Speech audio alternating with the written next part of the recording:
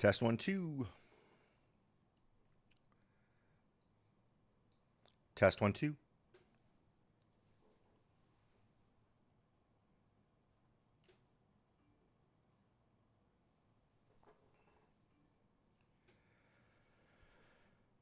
Hello, everyone. It is 10 o'clock on the third Saturday of the month, so that means another edition of Coffee and Real Estate.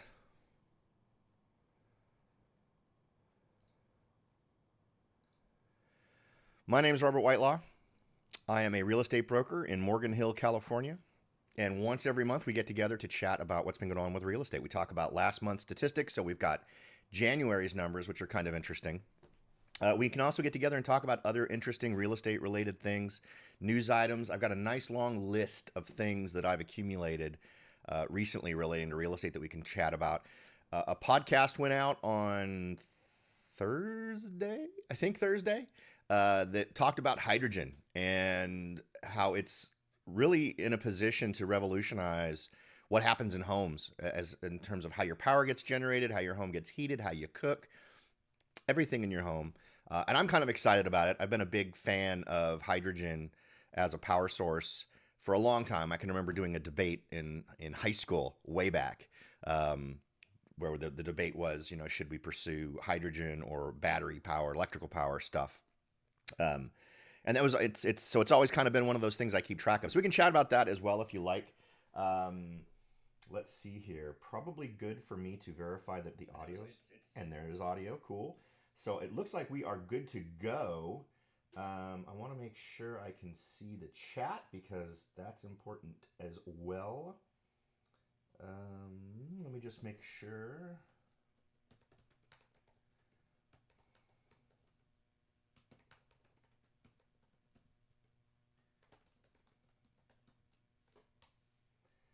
I don't know what happened to that. I'm just not sure I'm actually seeing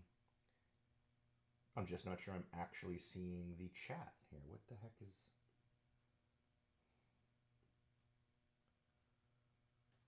Hello?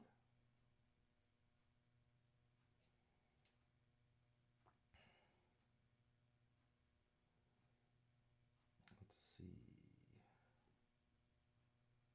Alerts, goals. I don't need to see goals. Polls, stream metrics. I just want to see you guys. I want to see what you guys say.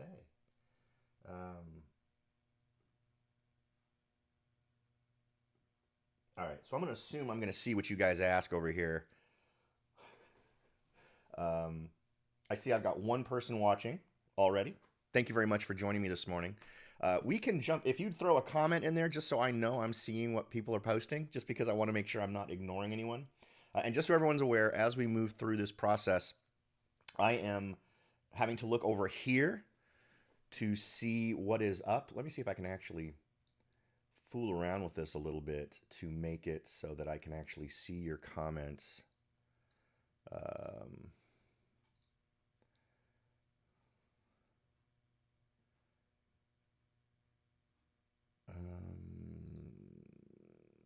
Okay, everything looks good. It's asking me all kinds of questions now that I don't want to mess with as I'm live. All right. Gotcha. So I just did one for testing. It looks like I'm seeing comments.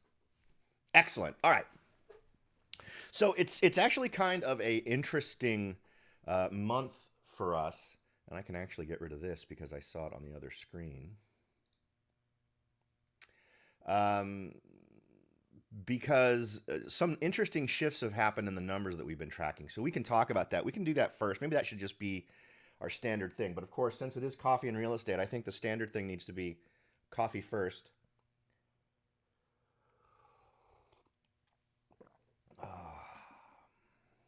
For those of you who are joining us from Meetup, thanks for joining. The Meetup folks are the old school people. The folks from Meetup are the ones that used to meet me at the Starbucks here in Morgan Hill, and we would sit down on a Saturday morning and chat about real estate. And I know that a few of you have said you're going to be checking out this virtual version today, so I thank you for that. So let's go ahead and jump in. Let's look at January of 2021. Let me make sure I select the right thing here because I want to make sure you guys can see all the numbers. So as you can see, this is everything for January 2021, where we're comparing 3 areas. And the bottom one is Morgan Hill in each category. Morgan Hill is my local market. It's where I live. It's the market I love to work in. Morgan Hill is an excellent community, and I love being a part of it. Next is San Jose. Since it's so big, right? It's a much bigger metro area, and I think it's always nice to compare and contrast a nearby larger area with your local market. And we see a lot of spillover from San Jose. People who work in San Jose don't necessarily want to live there, so they end up living in Morgan Hill. So we get an awful lot of overlap there. And then finally, it's Santa Clara County, which encompasses a gigantic area. For those of you who don't live in the area, Santa Clara County is Silicon Valley, pretty much. And it covers San Jose and Morgan Hill. So Morgan Hill and San Jose are both in Santa Clara County. So it gives us ways to go from county, big picture, 10,000 foot view style numbers, all the way down to nitty gritty suburb city numbers. And I think that's a good way to kind of grok numbers and wrap your head around them, and also to identify interesting discrepancies, things that are happening in smaller areas of a greater area, and then trying to figure out why that's happening. All right, so let's jump right in, and for this part, I like to compare what's happening this month, January of 2021, to the same month 1 year earlier, so January of 2020. The reason is that corrects for any seasonal stuff, right? Everything happens in a season. Real estate isn't flat over the course of an entire year. It is one of those things where weather affects it, pandemics affect it. So people don't like to go out and look for a home or buy a home when it comes to being out in the middle of the rain or whatever. Now, that's far less impactful in my market. I bet there are real estate agents that could show you numbers exactly the same way in places like Michigan, where things grind to a halt in the middle of winter. And maybe not. Maybe those people are built of sterner stuff and they don't let that snow stop them. But I'll bet a lot less happens when the snow's really coming down in some of those areas. Now, we just don't get that here, right? We Californians can barely handle water falling out of the sky. So frozen water falling out of the sky would be a whole other challenge. I want to thank the other person who's joined. We've got a couple of people now watching. For those of you who are watching, if you wouldn't mind throwing a comment up, just so I know it's working. I did my test comment, but I'd love to just throw a hi in there so I know that you're able to hear me and you're able to see me and everything's working for you. So let's go ahead and run down these numbers. Now, the number I like to hit first is the total active listings. And those are the total number of homes that were on the market in that 30-day period of time, or in that 1 month period of time. And in January of 2020, it was 1,077 for Santa Clara County, so for the entire county. And in January of 2021, it's an increase of 13.8%, so almost 14%, to 1,226. So more homes on the market in January. And before you start thinking, oh, well, wow, maybe that's the sign of the recovery, I think if we take into account the fact that we simply aren't seeing the seasons, we just talked about it, right? People are not tending to step away from the market. Buyers or sellers are not stepping away from the market because it's wintertime. Now, so I think that the impact of that doesn't need to be as emphasized or as influencing in your decisions. I don't think there's anything horribly unusual about that. But as we're going to see here in a minute, these numbers tend to change in an interesting cycle here. Now, much like the county, San Jose saw 499 homes on the market, total active listings for sale. So if you went to the multiple listing service or you went to Zillow or wherever, you'd find that many total homes available for sale. And we're talking single family homes, townhomes, and condominiums. I'm limiting it to those 3 since that is primarily what folks care about. 14%. So both very similar in terms of the amount of increase in inventory. But then let's look at Morgan Hill. A complete switch. Last year at the same time in Morgan Hill, we had 66 listings, 66 homes on the market. In January of 2021, we had 52. Now, this is going to be interesting to explain some future numbers that we're going to look at here in a minute, but that's a 21% decrease from last year. That's a crazy drop in inventory for Morgan Hill. I think it explains a lot of the things that you're seeing. If you were to go up on, and we can do this if you like, if we were to go up onto realtor.com or trulia.com, whatever, and do a search for homes, and do it with prices. And the good thing about places, about all of them, I tend to use realtor.com because I can also have an overlay of crime areas, which I kind of find helpful. You'll find that homes are selling in Morgan Hill for, on average, a higher price. It's really kind of crazy. Morgan Hill used to be the place to come to get a deal, and that's not so much the truth anymore. So keep that in mind as we look through these other numbers, right? Far fewer homes to choose from in Morgan Hill than in the county in general, and also than in San Jose. Next, let's go ahead and look at new listings. Now, these are homes that were listed for sale in the month of January. Santa Clara County, 1 year ago, 1,034. This January, 1,453 for a 40.5% increase in the total number of homes listed in January. So how do you explain that? I think that that's pretty easy to understand, frankly. And a lot of folks have been wondering, and then remember, January of last year, there was no pandemic influence in January of last year. So we can't compare this apples to apples, right? We had the pandemic starting in, say, March, April, and we didn't have it in January. So what would explain this interesting jump where we do have a pandemic now? Well, I think some of it is just less fear relating to the pandemic where we are right now in January. And I think also it is people seeing how much they can get for their home and realizing this was looking like a really good time to potentially pull your liquidity out of the house and just move on to something else.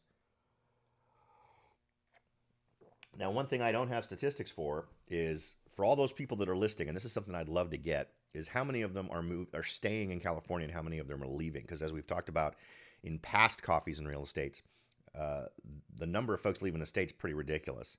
But I don't have that data because we don't collect it. All right, next is San Jose with 536 homes listed last year, 735 listed this year. That's a 37.1% increase. So relatively on par, right? It's only a 3% real difference from the county in general, so kind of performing in that same range. But then again, look at Morgan Hill. 45 homes listed in January of 2020. In January of 2021, 53. So only a 17.8% increase in the number of homes added to the market. And a lot of that, I think, is playing into, obviously, the lower active numbers. And I'm not sure what really plays into that. I talk to people on a pretty regular basis that are looking to either buy or sell in Morgan Hill. And at this point, I'm having a hard time identifying exactly what is holding some folks back. It used to be very clearly people just didn't want to deal with the COVID situation. They didn't want people walking through their house, regardless of whatever safeguards you could put into place. And a lot of that related to folks more closer to retirement age who are and those folks have a reasonable concern, right? When you get up into certain age groups, you're at a higher risk for COVID being fatal for you. So that's understandable. But that, again, regardless of what the cause is, that's the number, and that's affecting our inventory, which is really causing some of these price spikes that we're seeing, at least in this particular area. All right, number of homes sold. Santa Clara County up 40.1% from last year. We had 679 in January of 2020 and 951 in 2021 for about a 40% increase. San Jose, 389 homes sold last year at the same time, 518 this year. So, and keep in mind, this is comparing a January free of pandemic stuff and a January full of pandemic stuff. So we're not seeing as many buyers or sellers that may be not willing to put their home on the market. Buyers are absolutely, there's no slowdown for buyers. So that obviously gives buyers a disadvantage, right? If you have a substantial decrease in the number of people selling with no decrease in the number of buyers, you're going to end up having to pay more for a house. Okay, in San Jose, 33.2% increase in the number of homes sold. And in Morgan Hill, 18.5% in the number of homes sold. And that's strictly a function of the numbers we looked at before. That's an inventory influence, right? If we could have sold more homes, if we had more homes for sale or of falling in certain price ranges and bedroom and bath combinations, we absolutely could have seen the number of homes sold increase, but I think inventory has simply held that back. In terms of average list price, and what I like to point out with this list price is this is original list price. Oftentimes, little games get played with listings, and it's a little bit less in our market now than it used to be, where you could relist a home and have it appear as if the home was never reduced in price or increased in price or whatever. And I know some other areas that's not true, but I go with the original list price, not the list price that it was when it sold. So the reason why I do that is I want particularly my listeners that are sellers, I want them to be calibrated to what other sellers' expectations were when they signed that listing agreement. When they signed a listing agreement, they sat down with their real estate agent and wrote down a number that home was going to get listed for. That's the number that gets entered into the MLS the very first time, and that's the number that this is, okay? Because it's an expectation. You didn't list your home expecting to not sell it for list price. You went in there thinking, I'm talking to a real estate agent who supposedly knows these markets. It is coffee and real estate after all. I'm talking to a real estate agent who's supposed to know these markets and know what homes will sell for and should be able to reasonably get me my price, right? The price that they've told me. And just as a side note, I know I've repeated this many times, don't tell any agents that come to see you what you want to sell your home for. Because many of them will simply go, oh yeah, no problem. We can absolutely do that. And whether they are just simply over enthusiastic or intentionally simply wanting to say what you want to hear, that may not be true. Agents will often take a listing knowing that it will not sell for the price that it's listed at, because many of them don't see a downside to it. And let me kind of lay out how that works. If it doesn't sell, they get a house in your yard for free, right? All it cost them was whatever it cost to get that post pounded into your front lawn and whatever it costs to make the sign. And now they get free advertising. And now they can do advertising to your neighbors. And now they have neighbors who are driving by your house and seeing that sign and seeing their name.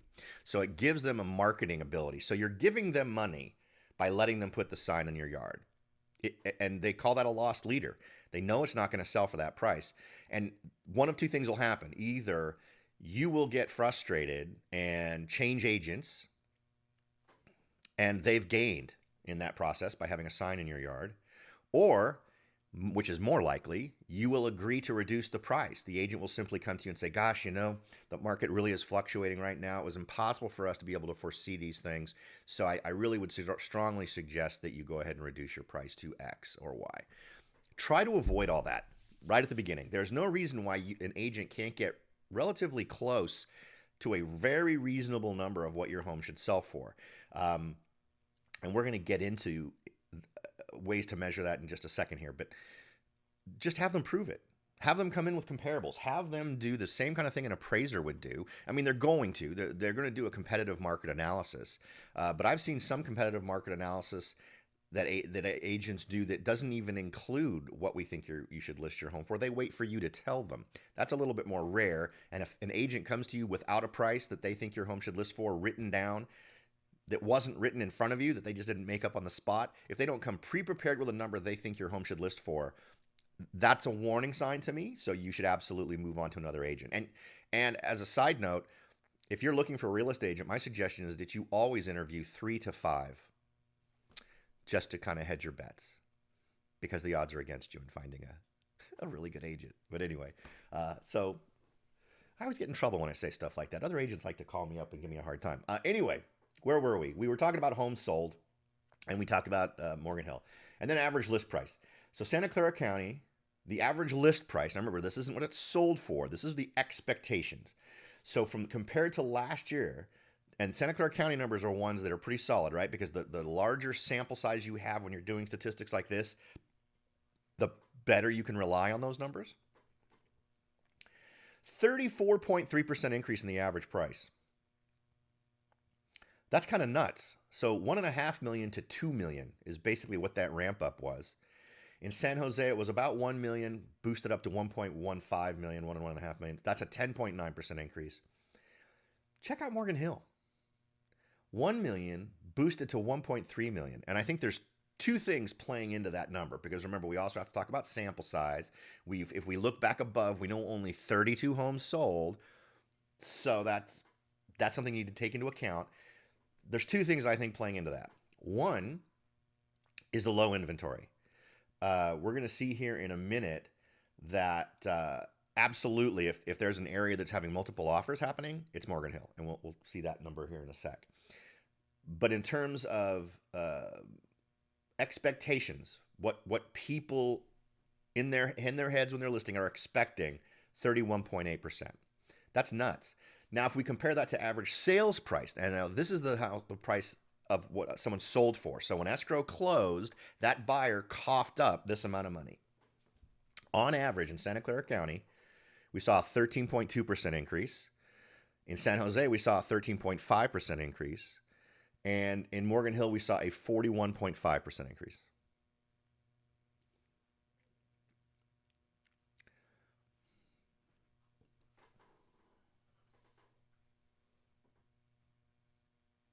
Crazy, right? So expectations are high, but not only were expectations high, reality exceeded expectations.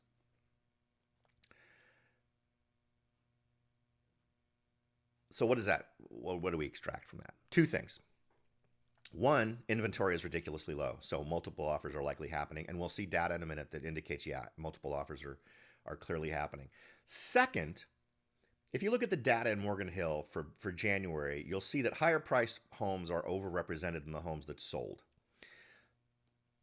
That's informative insofar as you want to get an idea of where is, particularly if you're a seller, right? There's a thing I personally believe in called price banding, and that's not like I made this up. Maybe I'm using that term as my own thing, but I'm absolutely sure it's a thing elsewhere, particularly since I can do searches based on banding. But I make my own band, right? I don't arbitrarily pick numbers. I pick numbers where there's changes in the statistics. Meaning, let's say I'm looking at home sales and I see, and this is going to work. God, man, I hate when I have to talk about things that are so geeky, but let's pretend that you have a set of data on sold homes, and typically this is going to be for a larger area that has a pretty even distribution in terms of the number of homes sold across the price prairie or the horizon of solds, right? So if we can say, all right, this is a relatively equal distribution of homes sold in different price ranges. What can I learn, or in terms of homes that were listed, right? It's not what's sold, it's what's listed. So excuse me, I think I misspoke a moment ago. But if the inventory of homes is relatively well distributed, right? But you see peaks at different price points, what does that tell you? In my world, it tells me these are areas where there are more buyers at this price point. Now, as a real estate agent, I don't have many clients who say, I'm looking for something no more expensive than $1.4 million and no cheaper than $500,000. That's not a normal thing. That doesn't normally happen, simply because you never know what's going to crop up at the low end that meets all your other requirements. But I know there are folks who do that, and I know there's agents that like to do that because they're agents that don't like to deal with transactions below a certain amount, so they'll have that be the floor. But what you tend to see is when buyers do buy, it tends to be right around at the top of that range. So if you're shopping for homes for $1.2 million, and if you're one of my buyer clients, you're already pre-approved for that amount. You're normally buying within a couple of $100,000 of that top. So what that tells me, and this is data that could really be helpful to sellers and real estate agents to find out from lenders, give me a graph that tells me, that plots out how much people are approved to buy for. Meaning, if I'm seeing a huge boost of people that are approved to purchase in the $1 million to $1.1 million range, well, then there's probably going to be far more purchases in that range. So why am I throwing all this at you? Because as a seller, you can identify those by the homes that sell. So let's say suddenly you hit $1.1 million and then sales drop. In other words, there's homes at that price range. There's homes listed between 1.1 million, where anything up to 1.1 million, or this, let's say this 900,000 to 1.1 million bracket of prices is selling everything. Everything that comes on the market at that price range is selling immediately, right? And let's say it then goes down and then goes back up at 1.4 million. Why does it go down at 1.4 million if you had the same number of homes offered for sale in that price range? Well, it's going to directly relate in many cases to what folks got approved for. So there just aren't as many people that for that time frame or for whatever reason are getting approved within that price range. At least that's my theory. And regardless of what the cause is, if you are someone who is trying to sell your home and we see that there's a sudden drop off in sales after $1.1 million and then a sudden increase at $1.4 million, you need to make a decision. Do you stay in that trough of activity where activity is lowest, or do you lower your price to 1 million, $99,000, so you're just under that $1.1 million thing? Or do you price your home up? Do you raise your price to $1.41 million to take advantage of the peak that happens later? It's often not linear. It's often a valley like that. So it's interesting to identify that stuff. And for you as a seller, I think that's key data to be aware of. Whenever I have a client where the estimated value of their home falls in one of those troughs, if it's way up closer to a peak that's a higher price, I push for them to go there.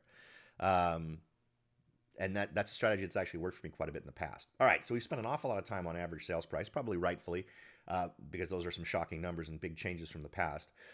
Percent over under asking price. Now, this is another big one. Santa Clara County overall is seeing about a 2% increase in the overall number, meaning they were getting about 100% of their asking price in January of 2020, and now they're getting 102% in 2021. In San Jose, they were getting just 0.1% below 100%. They were getting 99.9%. And now they're getting 102.9 for a 3% increase. And Morgan Hill was getting 95.2% a year ago and now is getting 100.1% for a 5.1% increase as it relates to the asking price, right? So there was list price, it sold for over that. So what does that tell us? Well, it tells us that in all of these areas, the likely scenario is that there are multiple offers going on average, right? Because why else would it sell for over asking price? Or the concern over whether or not you're going to get the house in ignorance of any other information. Folks are just coming in over asking price as a general rule. Since we're also talking about Santa Clara County, though, I discount that theory because I think that would be a small enough number that it wouldn't be able to skew it to a point where it would be statistically significant enough for us to draw any conclusions from it. So by and large, the majority of the situations are multiple offer scenarios. Okay, next, days on market. Santa Clara County saw a 39.5% decrease in the days on market, going from 43 to 26. Very similarly, San Jose saw days on market go from 39 to 24, which was a 38.5% decrease. So very similar to the county in general. But then take a look at Morgan Hill. Now, Morgan Hill, granted, a year ago had much higher days on market than San Jose or Santa Clara County in general at 64, but now it's down to 21, the lowest days on market anywhere in the county, or not anywhere. I mean, there may be some other community where it's even lower, but that's a 67.2% drop. And that's nuts. And here's the other thing. My guess is, by and large, the only reason that number is at 21, and I believe I pointed this out last time, is that agents are specifically not letting people make offers until after a certain amount of time. I have a property I'm going to be looking at this weekend with some clients where the agents, and probably smartly, aren't entertaining any offers. They specifically are saying, we don't want any early offers. We will not look at offers. In fact, you can make your offer through our automated system, but we will not look at any of them until a certain date. And that date's 10 days away. That date's 2 weeks away. So my feeling is that number would actually be lower if they were having a scenario, if we had a scenario where agents were simply saying, all right, just we'll take offers as they come. So this is not a number that says anything about how long it really takes. It's really a number about how much control sellers are able to exert over the process, right? They're not in a position where they need to say, we'll take offers as they come. They're in a position where they can say, as soon as we hit this date, we'll consider offers. And in this case is interesting because the home that we're specifically thinking about now is one where the sellers are actually moving out of the house for this period of time to facilitate showings. And then they're going to have a total disinfect thing afterwards, which is actually kind of an interesting idea. I think that's a relatively smart way to go. And then you actually have to use a scheduling application to schedule a time to go look at the property. So, and I do the same thing. I've actually done the same thing for quite a while. But it's interesting to see the dynamics of how things are going here in San Jose. All right, or not in San Jose, in Morgan Hill. All right, next, let's do overtime. Now, this is where we look back over just straight back. Right, so this is everything including seasonal influences.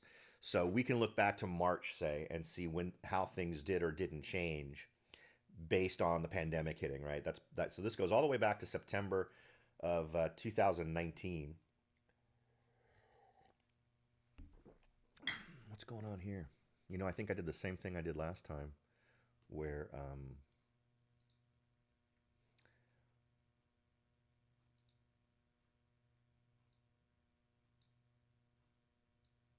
I did. I forgot to, you'd think that would just add it automatically. All right, so there's that. We'll have to do the same thing for the next one.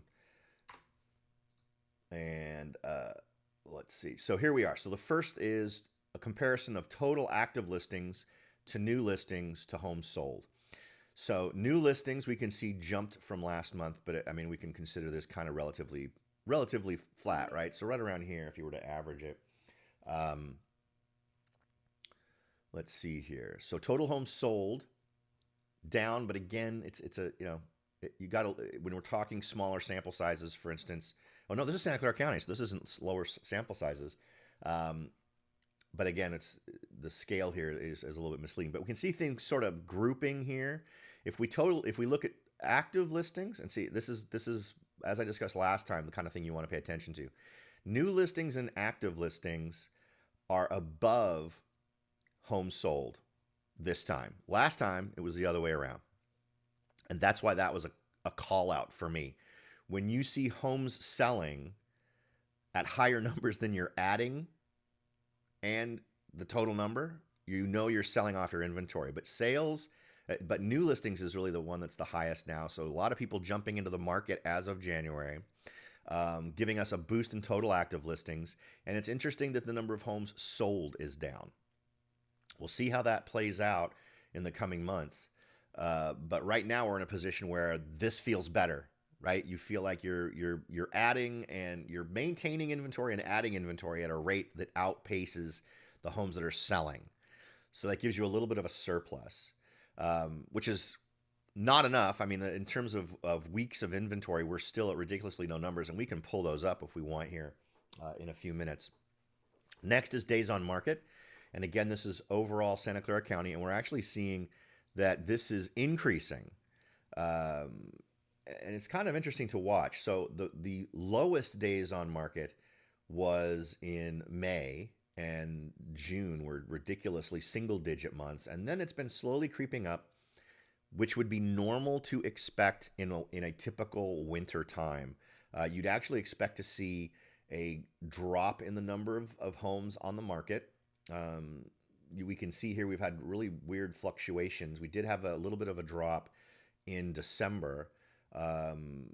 We had a 1,700 in October. We would expect a drop in November as we go into Thanksgiving, and we see that, but not nearly as much as is normal. And then we see another drop in December, and then we see a jump back up again in January in terms of total active listings. Now, Santa Clara County list price versus sales price, and again, this is plotting original list price versus sales price. And so it's a really good way of seeing how expectations played out. A seller was expecting to make this amount and made this amount instead when they sold. So the average list price original up here, average sales price down here. So last month, on average, expectations were bloated compared to reality. And that's the takeaway from this. In terms of asking price, percent of asking price, remember we talked about these two last month and the month before. These were the results of real estate agents entering incorrect data. There's no need for there to be red actually on this one because that's not bad data. That's actually perfectly fine data. But we can see it's all really, we had a little bit of a bump there in March with a slight decline, which sort of flattened out. And we've been relatively flat now for a while. What's interesting is that these do take in the new rows and the other ones don't. I don't know why. Anyway, so no big surprises there, right? This is one I like simply because it's a great way to track the history of what's been going on in terms of how many homes are being added to the market or are on the market versus how many homes are getting sold. So if you look at this, here's an encouraging month, and this is what you normally want to see, right? This is not what you normally want to see. You want to see, this is what you want to see. You want to see more homes being on the market and added to the market than homes that are being sold, because you want to be able to accumulate inventory so that it's a little bit more of a balanced market. So despite the fact that we had, the pandemic hit, from the months after, this remained kind of where it needs to be in terms of homes sold versus inventories. But then once we hit October, November, we really got into this marketplace where we're selling more homes than we're adding. We're selling more homes than there are in the inventory as sort of a general rule. Next, overtime tracking for Morgan Hill.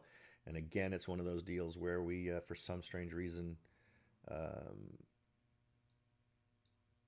didn't get everything added there.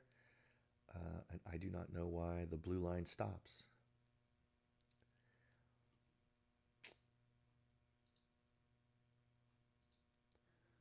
Why did you stop?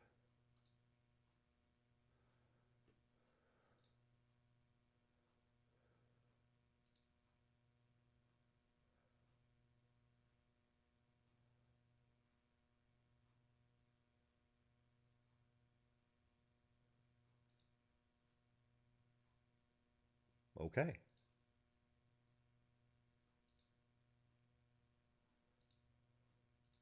Okay, well, now it's working. Fantastic. All right, so this is Morgan Hill, so much smaller area. So when we see super weird stuff, always, just like we did before, right, with the crazy percent over asking price numbers or crazy average price numbers, we always want to look at those. But this is one where if we see super weird things we would make a big decision on, we'd want to double check those numbers. And that's true of everything, right? Due diligence is the thing. But here's what we're seeing this month. We're seeing the total number of homes sold lower than the total number of active listings or new listings, which is where we want to be. But look at where we've been. In Morgan Hill last month, sold way more. And that feeds that whole multiple offer frenzy more than anything. When you're just not seeing as many homes listed as you want as a buyer, it really creates a level of frustration. And one result of that is as that extends, as the timeline stays that way. So imagine a buyer, right? And some of you don't have to imagine. I'm sure some of my buyers are watching right now. Over time, you're getting frustrated, right? You're on a search. I have a search running for you, and every day, you are getting updates, and maybe no new homes come up. The next step of that is doing maybe a virtual tour of it and wanting to then see it and then getting in there, and either it gets sold out from under you or your offer doesn't get accepted amidst others, and that process really ticks people off. So as you see, and it causes frustration that will sometimes really get someone with a head full of fire to just jump on the next thing that looks good. So when you see a sustained time period where that happens, where homes sold is way lower than excuse me, where homes sold is way higher than the number of new listings or active listings, meaning inventory is just getting drawn down. We're selling everything that gets listed, plus we're selling more. And as choice goes down and down and down, and on that map that my buyer clients see, where they've hearted properties they like, so they see all their little hearts of properties that they've liked, they see the little yellow flag that indicates they were okay, they might do, disappear, and suddenly there's nothing there, and suddenly there's nothing on their screen. That causes that frenzy. That frenzy builds in, particularly when it carries on for weeks and weeks and weeks. So it's sort of the frenzy builds. The frenzy that we saw back in, was it 2013 or 14, was insane. The first few months of one of those, I can't remember which two of those 2 years it was, but I know the first few months were absolutely insane, where people were making offers on homes sight unseen. All right, so let's go ahead and look at days on market. No surprises there for Morgan Hill. Ridiculously low, under 3 weeks is basically what's been happening really since March. In fact, the pandemic having no effect at all in terms of making days on market go up, which is another indicator that we've seen sellers go away but not buyers. Next is list price versus sales price, and we can see that right now the list price is still outpacing sales price. So expectations are exceeding reality. Sellers are tending to believe that their home should sell for more than it is. And then, of course, percent of asking price. I don't know why I'm not seeing numbers here, or they're just super, super small, but I suppose I could fix that right this freaking minute, but I'm not sure that it's worth the time here. Whoops. That's not what I was clicking on. I had the right thing clicked and then it went away. Is it even worth doing? Come on, baby.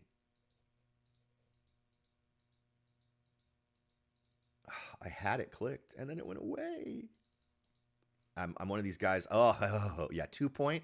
Probably not what we want. And then this would be even more difficult to click, right? Or wait. Will it let me do the other axis? Can I change axis? Axis labels. No, all right. I'll have to go in and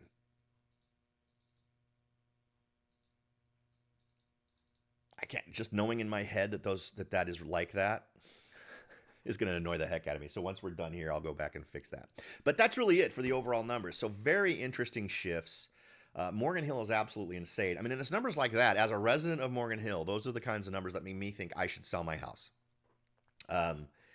Now, another interesting thing to note is we were talking about price banding earlier, and the people who are the biggest recipients of this benefit are not the super high priced homes. You're going to tend to see this benefit. You're getting the biggest bang for your buck where those people are most pre-qualified for purchase, right? So at the 1.6, if you've got a home in Morgan Hill that's 1.6 million, don't look at that and expect that you're going to get some huge amount higher than this. Usually those properties are going to be selling for instead of 100.1%, they're going to be selling for below asking price. And again, that's another number your agent should be able to tell you during your competitive market analysis, because they have that data to hand, right? They can see what a home listed for versus what it sold for when they're doing your CMA. And it's a piece of information I provide as well. I provide a sales price guarantee when I list a home. So typically what I'll do is I'll say it takes one of two forms. Either I guarantee I'll sell your home for this amount of money. If it's less than that, I'll pay you $1,000. That's kind of what I do. Not kind of what I do. That's exactly what I do. And then there's another variation of that where we've calculated what for that particular home, if there's enough data to do it, that, okay, here's our goal price. And if I don't get within, let's say that on average in that marketplace, a home is selling for 1% below asking price. If I don't sell it for 1% or better, in other words, if I don't beat what the average is, then I end up paying you, right? So I always have to be above average on performance numbers or I have to pay you, right? That's just a way of linking the task I am supposed to be fulfilling for you with money, which is, I think, makes good sense. All right, so with the folks that are currently watching, oh, look at that! According to this, I have two comments, but I only see one. Oh, there we go. Where do I think, Steve? Thank you for checking in. I'm sorry, it doesn't automatically scroll apparently. Where do you think interest rates will go in the next 6 months? I'll be honest with you. That's an excellent question, Steve. And banks make money when money moves, right? Banks don't make money off of leaving it in the bank, right? Uh, Business has to be happening. So, in order for that to be true, mortgages need to happen, refinancing needs to happen. We are not and despite a whole lot of the headlines that talk about how great things are going with jobs and everything else, um, I think that one of the things that's underpinning activity as it is these low interest rates. And unless we see a complete ramp up into quote unquote normal business, I don't think interest rates go up. It wouldn't surprise me if we see sub 3% interest rates on average for a while. So here's the thing we need to understand, right? With what we've been through, there are companies that are just gone. Here in Morgan Hill, I just a couple of days ago, I took a drive through downtown and I went through all the big area, some of our biggest commercial areas, and there are companies that are just gone. They're not just operating in limited hours or any of the or having drawn down on their number of employees. They've closed. Their places of business are completely boarded up. So you don't just flip a switch. Even if right now today, we were able to make everything wonderful again, it takes a long time for those businesses to come back into existence, or similar businesses to come back into existence. And I don't think that you can raise interest rates until you've gotten to a place where things are more stable again. So I don't see it going up. If we're talking about the next 6 months, and I think that, yes, that's specifically what you asked. I simply don't see it going up. It'll do the usual fluctuations, right? So much of it is psychological, right? The prime lending rate, for instance, everyone freaks out when the prime lending rate goes up as it relates to interest rates. And then for 2 weeks after that number goes up, interest rates will go up and then they'll go back down again. But if the 10-year treasury note is down and stays down, it's going to go back down, right? Because the interest rate you get is far more linked to 10-year treasury notes than it is to what the prime rate is, right? So, and that's been proven out over the years in terms of just my strategies when I've done refinancing or purchases or any of those kinds of things. So I don't see it going up. I don't think anyone needs to freak out. Everyone will talk about it going up. In fact, what was it? Lawrence Yun, who is the chief economist for the California Association of Realtors, or maybe for the National Association, I don't know which. He's a gentleman that I see stories about and I see quoted quite a bit. And he'll frequently say, hey, interest rates are going to go up. And you always need to understand what the motivation is behind that. And the primary motivation is business needs to happen in order for real estate to be good, right? So what do you want to do? You want to light a fire under people for saying, wow, I really better buy now or I'm not going to get that great deal on my interest rate. And absolutely, you should be concerned about interest rate, but you need to be kind of tuned into the reality of how interest rates happen.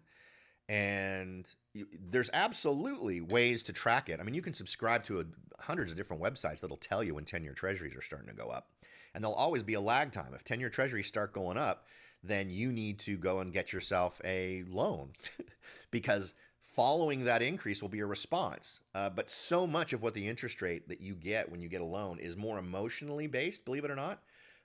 With so much of the lending world being absolutely automated in terms of computers doing all the work, it's interesting that the actual rates still seem to be based on an awful lot of weird emotional stuff. I mean, go back and look at it. Go back and look at times, heck, I've done podcasts on this over the last 10 years, where the prime lending rate goes up, and I specifically tell my listeners, don't get your loan right. Don't get your loan over the next 2 weeks. Over the next 2 weeks, interest rates are going to go up. And then after 2 weeks have gone by, they're going to go back down again because there's nothing going on with 10-year treasuries. There's nothing going on with the things that actually influence your lending rate.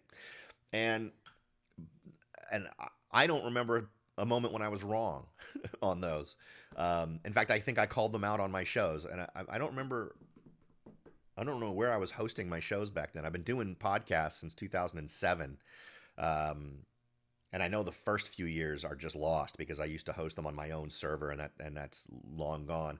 Then for a while I did them on Blog Talk Radio, and I think they're still there. Where those were live. Those were 3-hour shows on a Saturday where I did them live, which was interesting.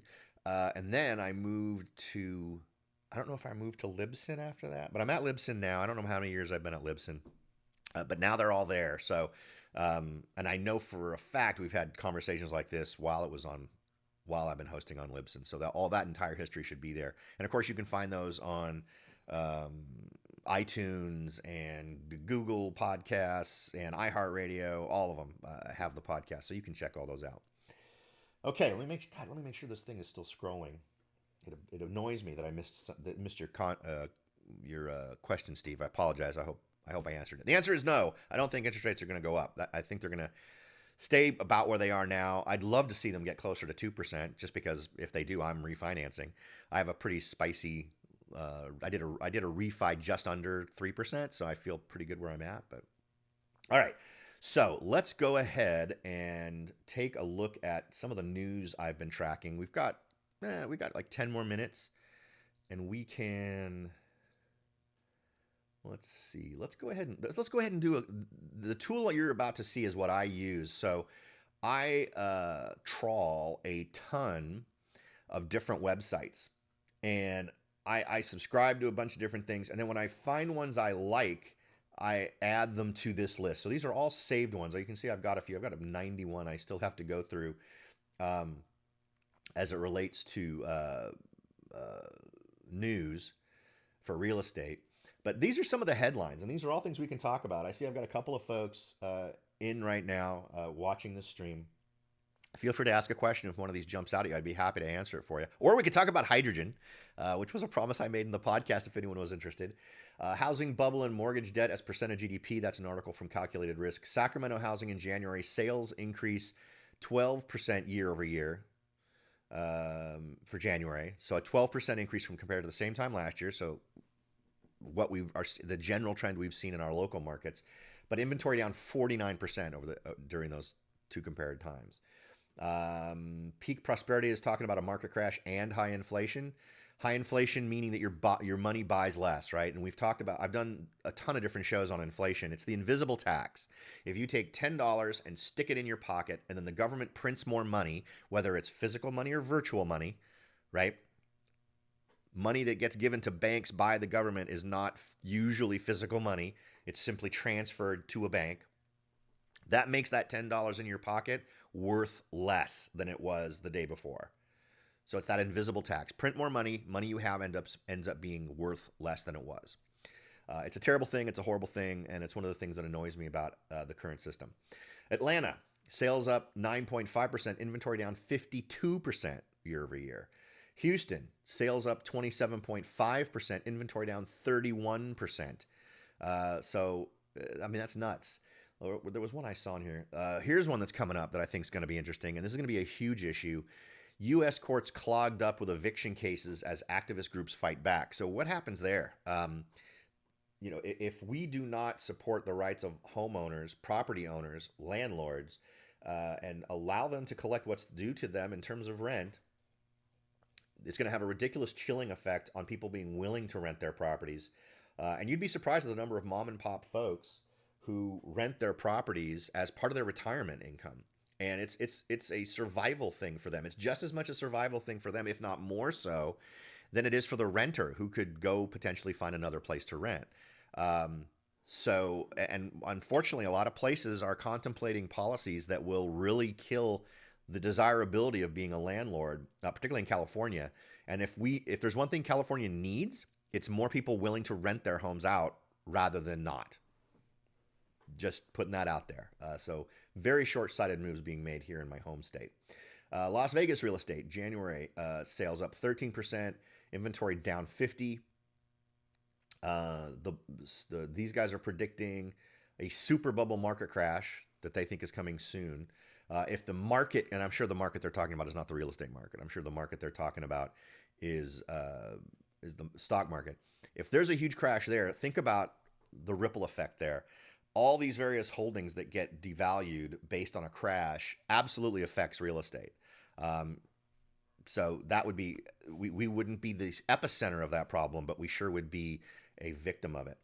Oh, one thing I was thinking about, and I'm probably going to do a podcast on this one, is what's the most lucrative? I think we're already there, right? We're at 10:55. All right, so 5 more minutes. This is a good one to close on. I've been trying to think of if you were going to not focus so much on what it would cost you to get going, right? What is the most lucrative thing for someone interested in real estate to get into right now? And I believe one of the most lucrative is buy a hotel. And let me tell you why. I've been looking on LoopNet, and LoopNet's a great place to look if you're looking to buy a hotel. Just so you know, you're not going to find hotels typically on Realtor.com. You're not typically going to find hotels on Trulia. But if you go to LoopNet, which is far more commercial focused, right? I've never even seen a residential property on there aside from huge multi units, right? Like 20 units, 30 units. But you could buy yourself a hotel at a amazing discount given what current values are and convert that to condominiums. And I think you could come out of that with an amazing payoff at the end of the day. You'd be providing an excellent source of homes for people at a reasonable price. Now, the problem is you need to make it a condominium, right? And I think in order for it to have a minimum level of viability is you'd need to go in, you'd need to assess the current offerings in that hotel, right? There are, like a Residence Inn, for instance, right? That sucker's almost ready to go. A Residence Inn has tons of rooms that some have 2 bedrooms, they've got a kitchen, right? So those things are almost all ready to go. And then you'd simply need to decide, do I need to renovate? Because simply, the desirability becomes an issue. You could convert it into apartments, but that's a thing I'm not so sure would make a whole lot of sense. But if you were to convert it into condominiums, you'd need to figure out, well, what about laundry facilities? The only thing that's usually missing from those places is laundry facilities. So you'd need to find a place to put them in. But you'd need to be able to, figure out how to acquire the property. You'd obviously need partners.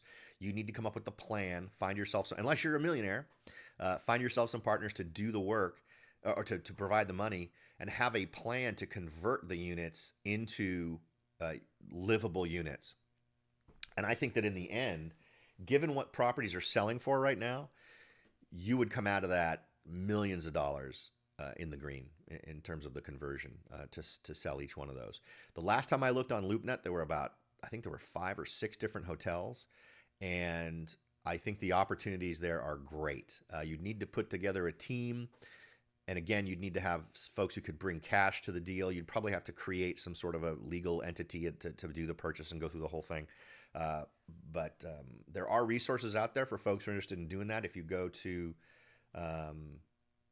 biggerpockets.com is a good one that I look at to find partners, or maybe just locally you can find folks. Go to any investment, go to meetup.com and do a search on real estate investing, and you'll be able to find folks who have once a month get together. San Jose has them. I know they're all over the place. So if this is something you want to do in your local area, you could absolutely put together folks with money and skills to make this kind of thing happen. So I think it would be a pretty amazing opportunity for someone who is looking to do a bigger deal in real estate and really make a difference in the number of units that are offered to people.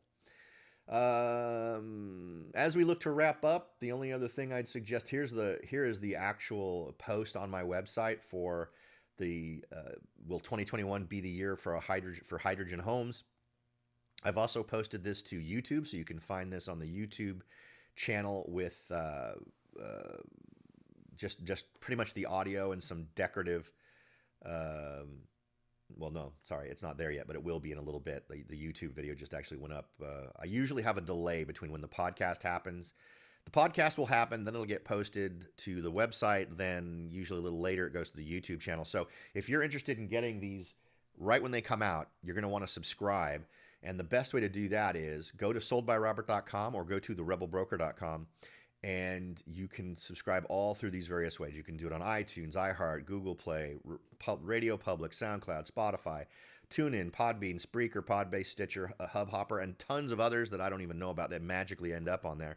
Or you can go straight to the RSS feed and get everything on the podcast. That RSS feed is only for the podcast, so you won't get all the other miscellaneous stuff. I'm also now writing articles on a pretty regular basis there. And if you want to get those, if you want to get an RSS feed to all articles from the website, and when things, including podcasts, get posted to the website, you can subscribe right here. At the top of the page, there's a cute little icon for an RSS feed. So, all right, folks.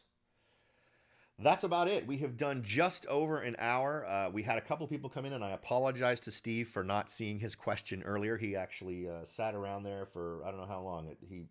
I think I didn't see it till we were 30 minutes in. So 30 minutes after he posted it. So I apologize for that. Now, as always, my goal here is to give you the best possible information relating to real estate, and I hope I've achieved that with today's Coffee and Real Estate. If you have any questions or concerns or any goals that you'd like to have me help you achieve in real estate, I'd love to hear from you. Visit soldbyrobert.com. You can come here and you can contact me via the site.